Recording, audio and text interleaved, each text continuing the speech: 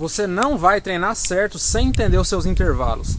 E eu vou abordar dois tipos de intervalos. Intervalos nos seus treinos de tiro e os intervalos entre suas sessões de treino, entre um treino e outro.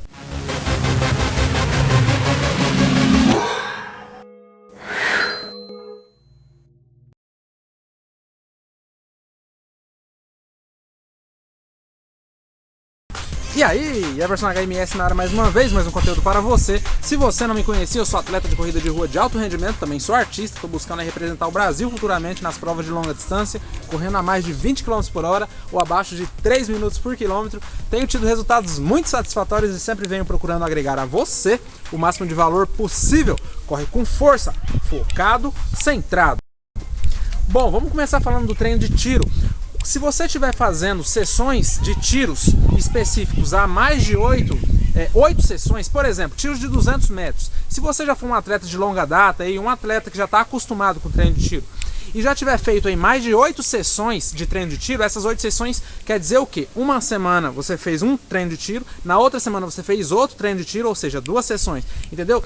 8 sessões eu, pelo menos, abaixaria 10 segundos do meu intervalo nos tempos do tiro. Para quê? Tanto para estar trabalhando mais a resistência de velocidade, nesse conteúdo que eu vou colocar no card aqui acima, eu detalhei muito mais a respeito desse ponto específico, que pode te ajudar demais, mas também para você estar adaptando o seu corpo a um novo estímulo, né? Basicamente, bem similar essa definição com o que eu fiz anteriormente. Então, tiros de 200, 300 e 400 metros sempre terão uma margem bem menor para você ir tirando essa diferença se comparado a tiros mais longos. O que eu estou querendo dizer? Tiros mais curtos, como esse dito anteriormente, de 1 minuto e meio para baixo, o intervalo desses tiros, normalmente. Agora, por exemplo, tiros acima aí de 600, de 1 km, normalmente você descansa mais, né? Aí pode se considerar de 2 minutos até 2 minutos de intervalo para as mais variadas pessoas ou atletas. Então, esses tiros mais longos, você tirando de 10 em 10 segundos, vai demorar bastante tempo até você chegar ali na casa de 1 minuto de intervalo, entendeu? 1 minuto e 10. Agora, os tiros anteriores, não. Você vai chegar até um certo ponto em que você, quando fizer os tiros, você tem a sinceridade dentro de si que você não consegue mais abaixar esse tempo.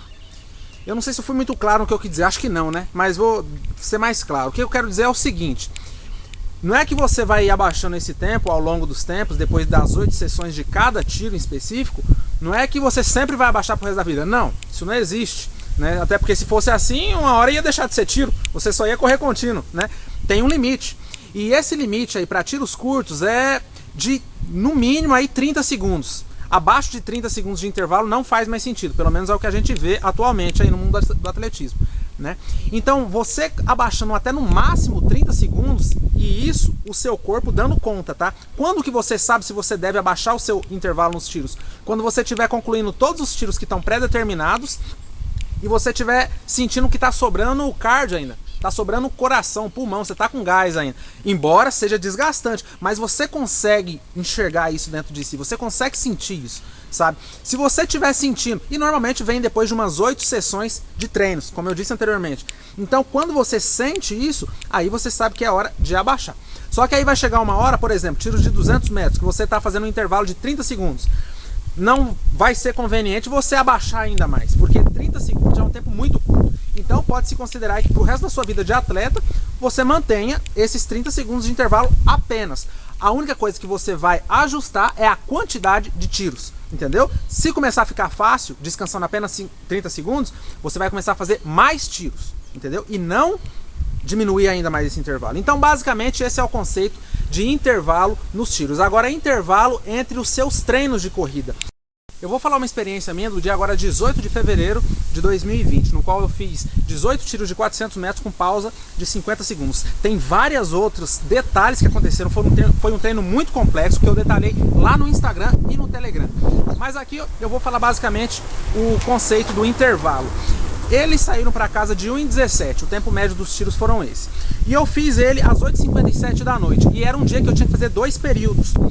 E aí eu tive que fazer esse segundo período à meia-noite e 57, só que detalhe, apenas 4 horas de descanso eu tive. E aí, o que eu pensei? Na hora que eu tava para sair para fazer os 8 km, que era do segundo período, falei, putz, cara, será que eu deixo para amanhã? Será que eu tiro esses 8 km, tendo em vista que já tá tarde e eu só tive 4 horas de descanso, ou será que eu faço? Só que eu sou um cara muito fissurado, cara, eu não gosto de perder treino, mas nem a pau, sabe? Eu não invento desculpa, eu vou treinar mesmo. Só que nesse dia, o correto seria eu ter tirado esses 8 km e não tê-lo feito à 00:40. Né, porque não era um tempo suficiente para o meu corpo descansar. Qual que é uma dica para você relacionada a isso? Você precisa entender como o seu corpo funciona, qual que é a quantidade de horas necessária para que o seu corpo se sinta bem. Mas enfim, vamos lá. Eu fiz e o que me gerou? Uma lesão. Lesão na tíbia canelite. Aí eu fui no meu fisioterapeuta, fiz os devidos procedimentos, etc e tal. E aí no domingo, dia 23, eu me recuperei. Dia 23 eu me recuperei e voltei a fazer uma... Então, fiquei 4 dias parado praticamente. E aí eu voltei a fazer uma rodagem, fiz uma rodagem leve no domingo, fiz todos os procedimentos, me recuperei, fiz uma rodagem leve, só que aí na segunda-feira a lesão voltou e eu entendi uma coisa extremamente importante para quem passa por esse tipo de situação, nunca mais passar. Só que isso é tema para um próximo conteúdo. Permaneça sempre. Ou você quer que eu fale aqui? Tá bom, vou falar pra você. Vou dar essa pra você.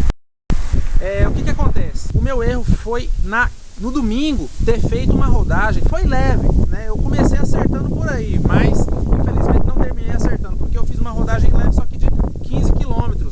Concluí ela em 1h15. E esse foi o meu maior erro. Eu refleti sobre isso na segunda-feira, quando a minha lesão voltou. Eu falei, putz, eu fiquei 1h15 correndo, o que seria mais adequado? Fazer apenas 1 hora? Fazer apenas 50 minutos?